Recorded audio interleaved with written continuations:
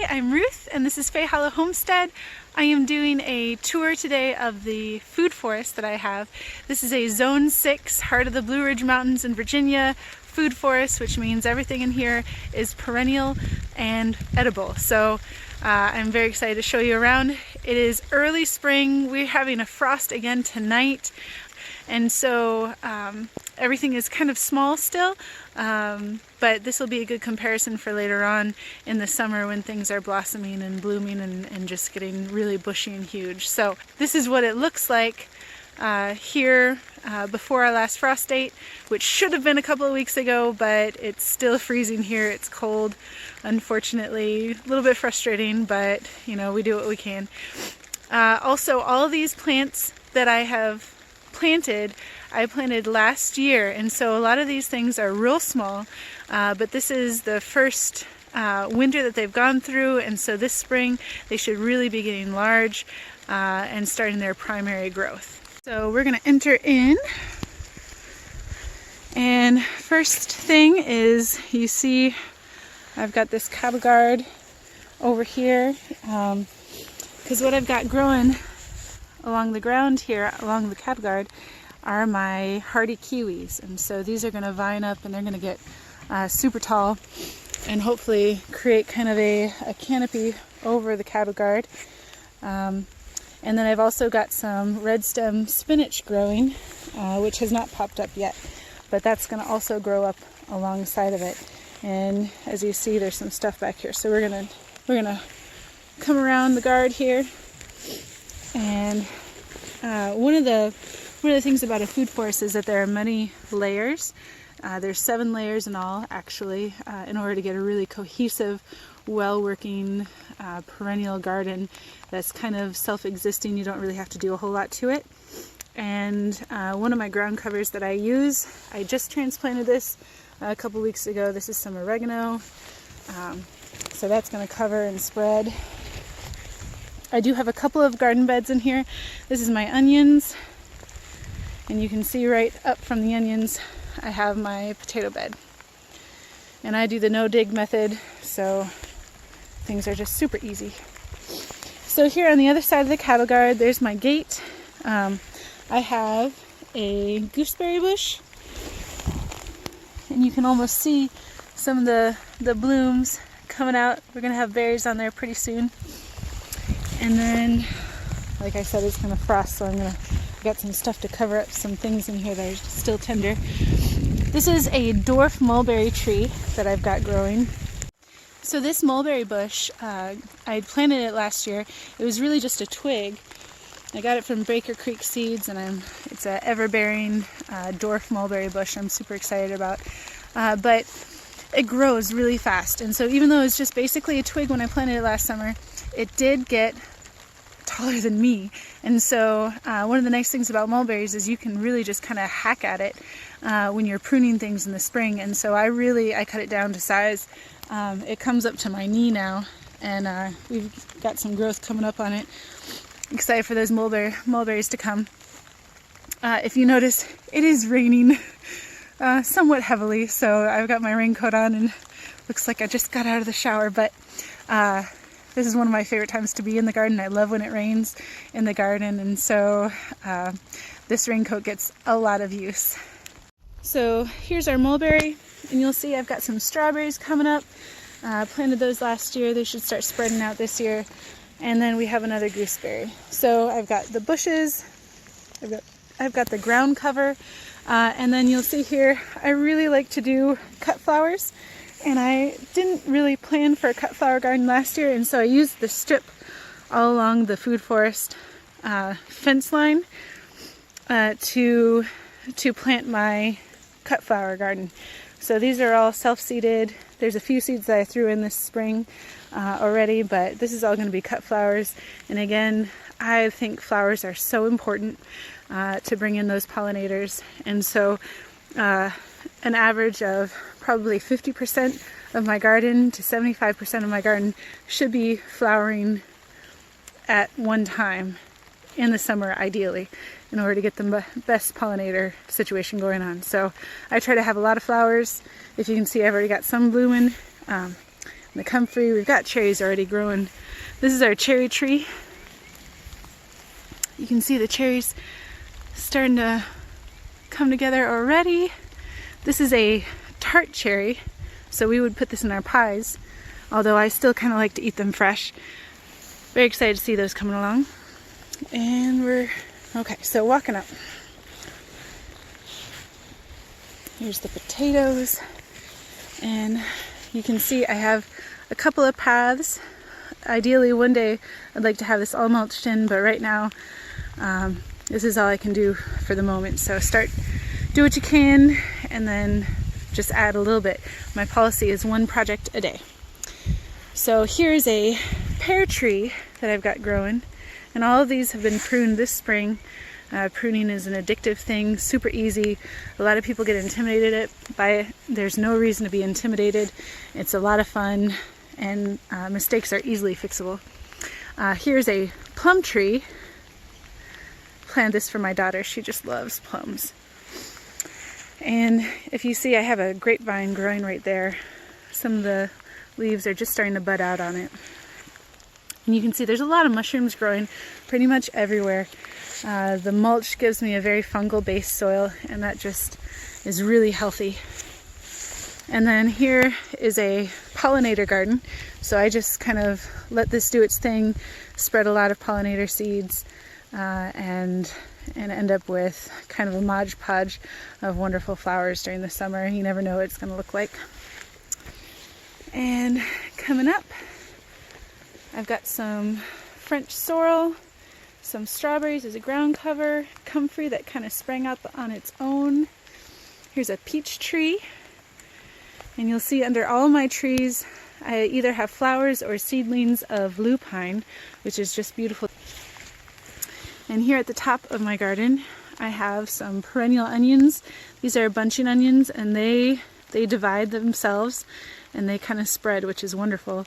I can come out here in the winter and these onions are doing a fabulous job, and I can just kind of harvest them whenever I feel like it. And here's our ducks.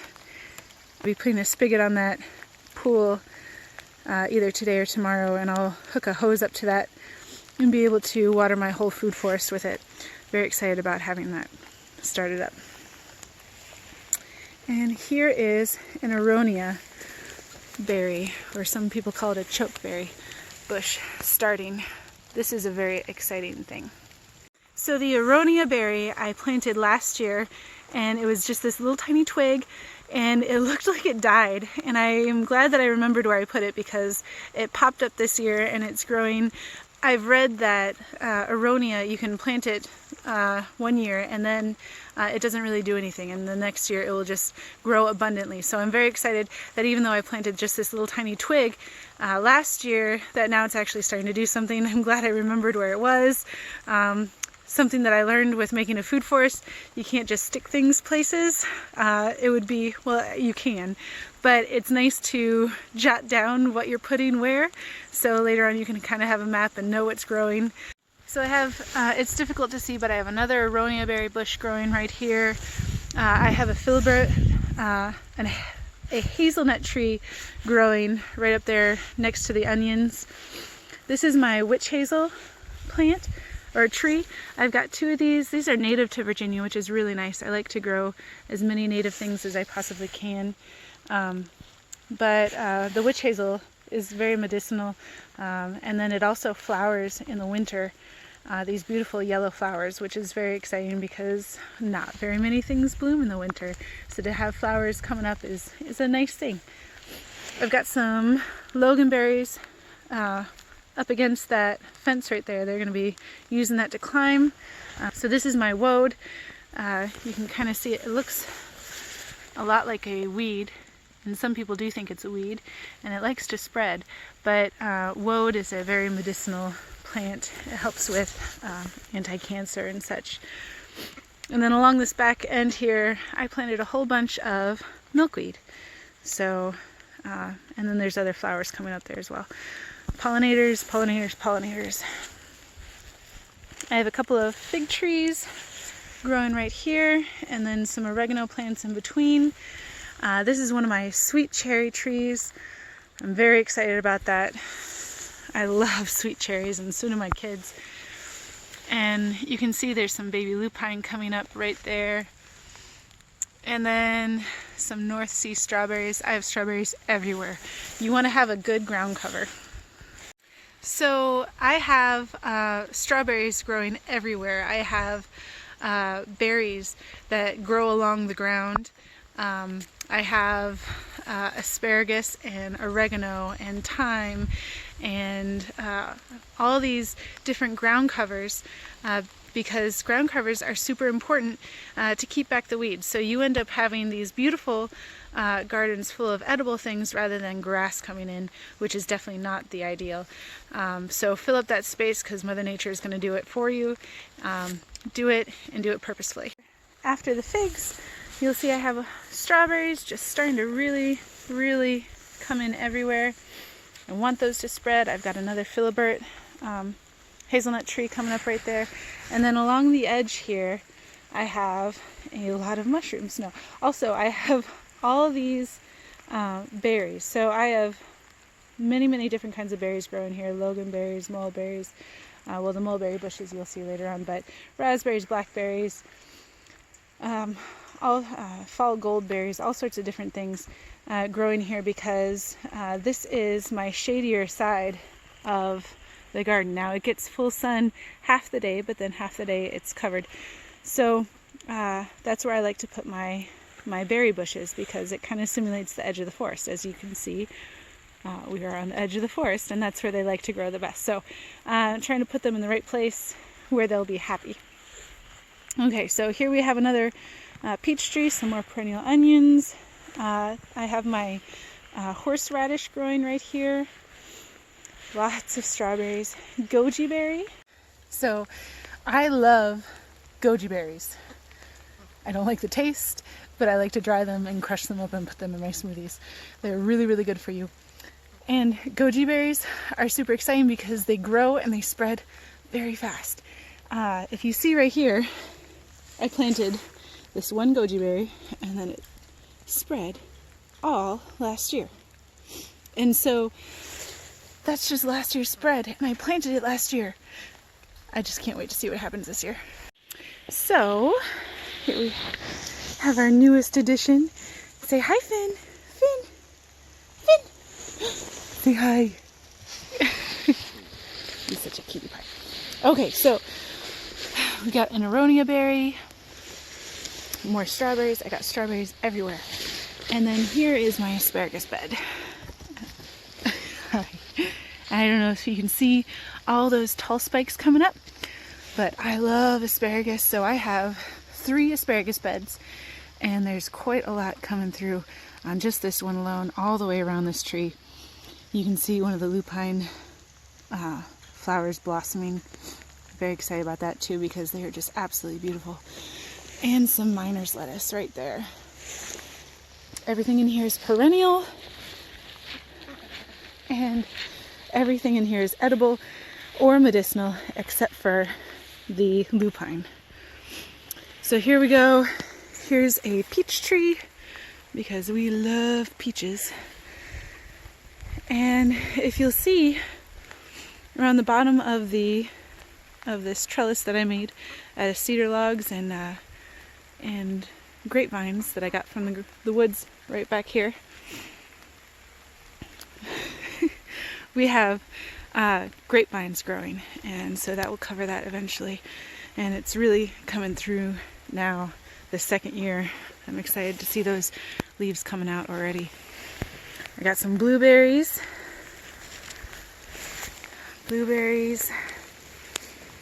And then here's one of our apple trees. Love those blossoms. And you'll see a bunch of strawberries underneath here. You'll see a lot of comfrey as well underneath the fruit trees because those are the ducks. The comfrey goes really well underneath the trees. You just chop them and drop them, and it's good stuff for them. So this is my memorial garden for my dad. So for my dad's memorial garden, I picked his favorite plants. I love those ducks.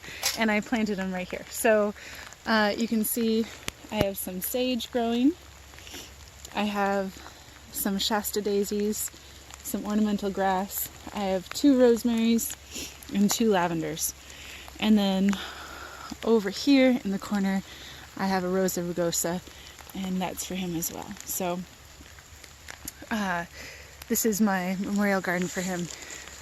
It makes me feel closer to him. I actually planted it while he was still alive, and he was able to visit, and he liked it a lot, and that was a special moment too, to know that he was going to be with me in my garden all the time. And if you see, I'll show you a close-up, but he was a science teacher, and I hung some of his hey Finn, I hung some of his decorative bugs from his science class from the grape trellis. So we have dragonflies and mosquitoes hanging, and I just think that's wonderful. Okay, so underneath this wonderful bench that my husband made me, I have another ground cover. Hey Finn. And the ground cover is small because I planted it from seed, but this is my Roman chamomile. Hi Finn. So Roman chamomile is an herb that spreads along the ground, and it has little flowers that come out, and when you step on them, they smell like apples, which I just think is lovely. And a lot of people use it as a living lawn. I'm going to have it all around the base of my stumps here and the bench, and hopefully by the end of the year it will spread, because it likes to spread a lot, all around this mulch area right here. Okay, so here's my Rosa rugosa. Oh, and you can see it already has a bud coming. We're gonna have some roses soon. I'm super excited about that. Roses are my favorite, and Rose rugosa is a very special bush. It's a very original rose. It grows very well. It has wonderful rose hips that you can harvest later on for medicinal purposes, and it smells beautiful. You can even plant Rose rugosa from seed, which I just think is fabulous, because I would like to have roses everywhere. Okay, so there's the entrance, there's the kiwis, and I've got a lot of empty space right here. I'm going to be putting sweet potatoes here as soon as we get past our last frost date, which will hopefully be in just a week. I've got another pear tree right here. I have a nectarine tree. We have some rhubarb. Here's another apple tree, and some comfrey underneath. Finn loves the garden almost as much as I do, and he likes to eat the garden almost as much as I do. Okay, here is another mulberry bush, which is doing very well. We've got some more rhubarb, some more comfrey. I'm going to chop that down today and drop it. I have another sweet cherry tree. We have some currant bushes that will be coming up soon. Got comfrey, aronia berry, along with all the other raspberries and blackberries and loganberries and spearmint, which will become a ground cover, and then peppermint, and then our last fruit tree. So I'm very, very much looking forward to seeing everything kind of burst to life. Here's another pollinator garden that I have. Soon you won't be able to see very much mulch because the ground cover is going to take over, and we've got our herbaceous level with the herbs growing. We've got our trees, we've got our vines, we've got root systems going on with the horseradish and dandelion and some burdock, and things are going to come along this year. I'm very excited to see how much it grows. I'm very excited to see the vines climb over this, and it's going to become very, very abundant. You can't really see, I've got a couple of small pomegranate trees growing. I'm going to cover those up tonight because they're just small little twigs right now, and they need to be protected, but they're hardy pomegranate, just like the hardy kiwis. We're going to get some good stuff going on in a hardy nectarine. Normally in zone 6 you don't get to have stuff like that. One of the ground covers that I have growing here is wintergreen, which is very exciting because now I have mountain mint, spearmint, mojito mint, peppermint, and wintergreen, and I'm just one of those girls that just loves mint of everything basically. And wintergreen has these lovely red berries in the winter, and but it spreads a lot, especially in the shade, so it's hard to find a good edible ground cover that is a shade lover. And you can find strawberries all day long, but wintergreen is one of those great plants that you can use for an edible food forest that is a shade-loving plant.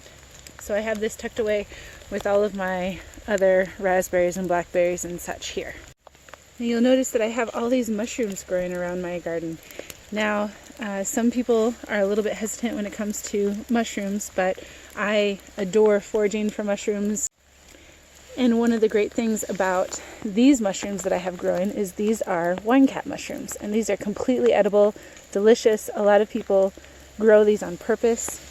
You can see this one. I am not harvesting my mushrooms right now, but I'm letting them just kind of propagate themselves and introduce their spores to my mulch because this is their natural habitat. They love a mulchy area. But you can see it's called a wine cap because it has this purple tip right here, and underneath you'll see it's got a little bit of a ring right there, and then there's these, there you go, it's got the gills. A more mature wine cap, let's see, there we go, a more mature wine cap will have almost a dark blue lavender gill. This is one of the ways that you can tell what it is. Please don't use this as an identifying video for the wine cap. Go somewhere else, find an expert.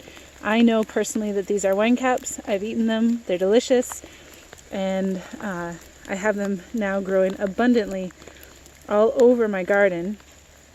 I'm trying to encourage their growth as much as possible by harvesting what I wanted, drying a whole bunch, and then letting the rest of them just kind of do their thing so that they can inoculate my mulch. And as it rains throughout the year, next year, and so forth, I'll be able to get more mushrooms as well from here. So when they are done doing their thing, I'm just letting them kind of deteriorate, compost into the mulch again. So hopefully I will have mushrooms growing in my garden for years to come. So I did a count earlier, and I have well over 60 different kinds of varieties of edible plants that are growing in this food forest already, and I can't help myself. I definitely have a lot more that I'm going to be adding, and I know that I probably won't ever stop. But the nice thing about food forests is that you're able to put things in a lot of different places and be able to fit a lot of different things even in a small space, because you have all those different layers that you're working with. I'm going to be able to utilize this space now for other annual vegetables as well, until the trees get large enough that they start kind of making too much shade for that kind of thing. But that's going to be several years from now, so it's almost like I have a second garden that I get to plant everything in. So this is my food forest. I'm probably even more excited about this than I am the medicinal garden and the vegetable garden, because with this you get it all. There's medicinal herbs, there are medicinal trees, there's fruit, there's berries, there's vegetables, and there's those annual vegetables as well that gardeners get so excited about. So in the food forest you have it all, and it works together so well in a nice, very cohesive unit. There's going to be tomatoes over here and over there, and there's going to be peppers, there's going to be spinach, there's going to be kale, there's going to be peas and beans, and everything that would normally be a little bit more susceptible to pests in a regular garden where it's just kind of a monoculture between each bed. But here it's a polyculture, and therefore less susceptible to diseases or pests. So I'm looking forward to seeing how well this garden does right next door to the more traditional garden that I have going on. We'll see. So here is just kind of a quick view of the whole thing. I love my food forest. I love that I have a nice spot to sit and enjoy it. It's a very calming, peaceful place, and it's probably my favorite place in the whole yard. Last year's the year that I planted all of the things that are growing in the garden right now, and the trees would honestly be a lot larger except for the fact that deer continued to get into this garden until I put a very strong fence around it and then put barbed wire at the top. The only issue why I didn't put it up earlier was because of cost. The fencing is very expensive, and so I was buying a little bit at a time, and in between the beginning and the end of being able to have enough to actually surround the garden, deer got in several times and they pretty much ate everything that I had down to the bone. So this is this garden, what you've seen here, is basically something that has grown twice last year. I planted it, it flourished, got eaten, had to grow again, recover from that. So I can only imagine what it would look like if those deer hadn't gotten in. This year, hopefully it's strong enough, the fence will be big enough and tall enough, and the barbed wire hopefully will keep them away from getting in, and we'll be able to see what it looks like having a full season of growth instead of being cut short like it was last year. Thank you so much for joining me. This is my food forest. There's a lot to see and a lot more to grow this year. I can't wait to share it with you guys. Have a wonderful day and be blessed.